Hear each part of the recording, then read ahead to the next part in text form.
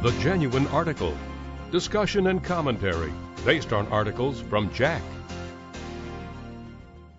Hello, I'm Tony DeMaria, the editor of JACC, with another issue of the Genuine Article, and I have the opportunity now to be talking to Dr. Michael Kuchar, who's the Director of Interventional Cardiology at Wake Forest School of Medicine, and he's recently completed a nice study to be published in JACC that compares results of PCI, percutaneous coronary intervention, in institutions with on-site surgical backup versus off-site surgical backup. Tell us a little bit about the study, Dr. Kuchar. Thank you, Dr. DeMaria. This paper was on behalf of the National Cardiovascular Data Registry, which we thought was the best format to look at this question. We examined 8,736 patients that had off-site angioplasty done at 60 centers that had not surgical backup or were off-site angioplasty centers, compared to over 300,000 patients from 405 centers that had conventional on-site surgical backup.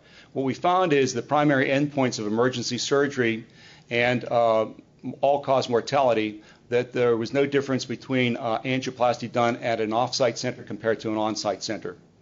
Well, these data certainly would suggest that the results at off-site and on-site surgical backup centers are comparable, but I know there's a number of limitations to analyses like these. Do you want to tell us about some of those? Sure. One of the key issues, Dr. DeMaria, is that non-primary PCI or elective PCI, the case selection process is very complicated, and that cannot be captured by the database.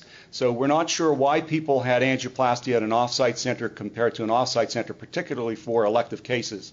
Fortunately, we found that elective or non-primary PCI, the mortality and morbidity was similar again in off-site versus on-site programs. Well, the volumes are quite a bit different. It's somewhat surprising to think that institutions with off-site surgery that are doing about 200 cases a year have the same results as institutions that are doing 600 cases a year. Did that surprise you? It was a surprise because 72% of the sites did less than 200 angioplasties a year, and yet the outcomes were very similar.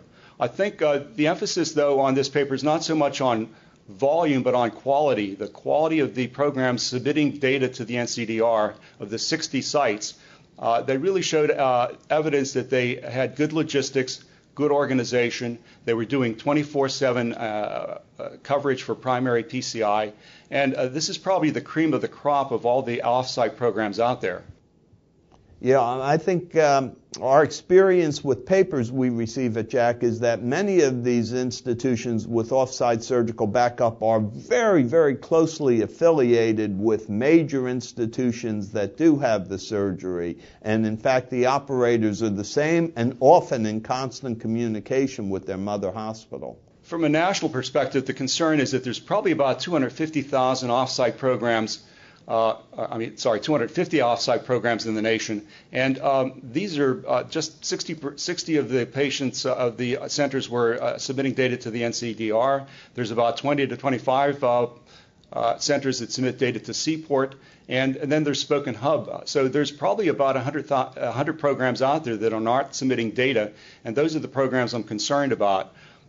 This paper was not intended to encourage the further development of off-site centers, but to emphasize that those existing off-site centers that have shown good due process, submit data to a registry such as the NCDR, or are involved in a multi-center trial, have already exhibited the quality and organization that will assure these good outcomes.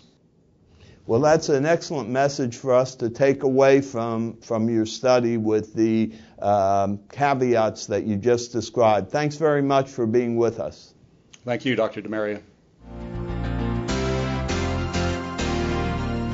The Genuine Article. Discussion and commentary based on articles from JACC.